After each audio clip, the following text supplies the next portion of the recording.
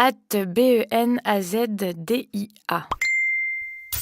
Cette photo d'Einstein donnant une conférence dans l'université de Lincoln le 3 mai 1946 est historique. Non pas parce qu'elle a été colorisée, mais parce qu'elle raconte un combat qu'il a mené et que l'histoire a tenté d'effacer. 20 ans avant sa mort en 1955, Einstein a décidé de ne plus accepter d'invitation à parler dans une université. Pourtant, en 1946, il a brisé sa règle pour parler et obtenir le diplôme honorifique d'une petite université traditionnellement noire proche de Philadelphie. Pour rappel, Einstein est parti à Princeton, aux États-Unis, en 1933 pour échapper à l'Holocauste à venir. Princeton n'était pas épargné par le racisme, les Noirs et les Juifs n'étaient pas les bienvenus, Einstein était une exception. Fred Jerome rapporte que dans le Princeton Herald était écrit, je cite, « Admettre des étudiants noirs, même si c'est justifié moralement, serait trop violent pour un grand nombre d'étudiants du Sud. » #WhatTheFuck. À la fin de la guerre, quand les soldats noirs sont revenus après s'être battus pour la liberté et la démocratie en Europe,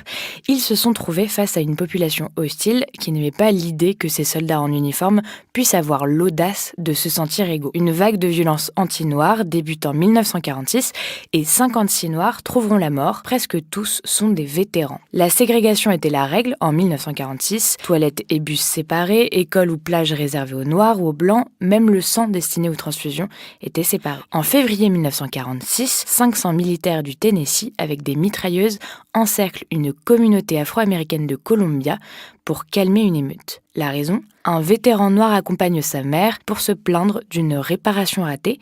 Le réparateur le fait sortir et le frappe. C'est le vétéran qui se fait arrêter et emprisonné pour tentative de meurtre. Les émeutes démarrent rapidement, 100 noirs sont arrêtés, 27 sont jugés pour émeute et tentative de meurtre, 2 se font tirer dessus en prison et meurent en attendant leur jugement. 3 mois plus tard, Thurgood Marshall arrive à Columbia. Il est l'avocat de la défense. Il échappe de justesse à un lynchage. Einstein, le revoilà, rejoint publiquement le Comité national pour la justice à Columbia. Son intervention dans l'université de Lincoln n'est pas une coïncidence. Il déclare à ce jour-là, je cite, « La séparation des races n'est pas une maladie des gens de couleur, mais une maladie de blancs, et je n'ai pas l'intention de rester silencieux. » La presse ne fait pas écho de ce discours, et il sombre presque dans l'oubli.